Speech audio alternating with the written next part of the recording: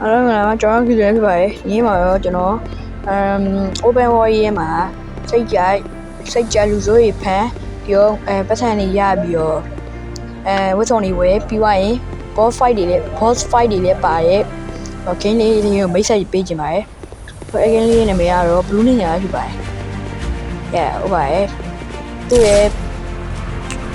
graphic ကတော့တိတ်တော့မကောင်းပါနဲ့ solo တော့အရင်ကောင်းပါတယ်။ပြောရမယ်ဆိုရင်သူက Spider-Man နဲ့ဆက်လာတယ်။ Spider-Man နဲ့ Ninja ကိုပေါင်းထားတဲ့ပုံလေး။အဲ့ game လေးက rather စောကြည့်တဲ့ game တစ် game နဲ့ပါပါတယ်။သူ့ရဲ့ kick ကလည်း800ကျော်လား800ကျော်လားအဲ့လောက်ပဲရှိပါတယ်။တော့တိတ်မမိရောပေါ့နော်။အဲ့လောက်ပဲရှိတယ်။ပြီးတော့စိတ်ကြိုက်လူစိုးတွေလိုက်ဖမ်းပြီးတော့လက်နဲ့ကခုပါတယ်ပေါ့နော်။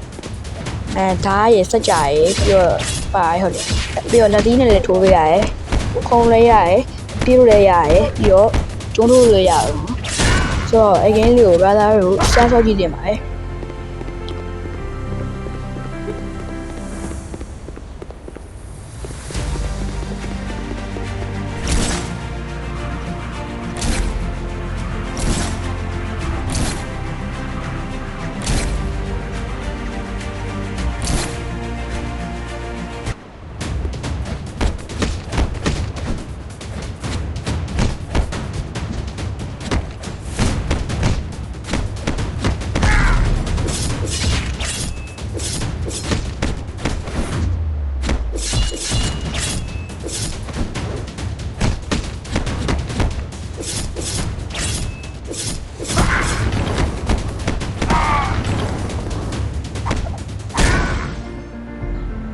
โอเคပြီးတော့သူ့ရဲ့အပေါ်ကအတန်းလေးပေါ်လာတယ်အတန်းလေးကပေါ်လာနေပြီဗျာ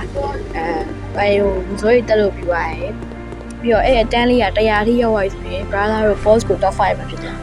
ဆိုတော့အဲ့လိုပဲပါ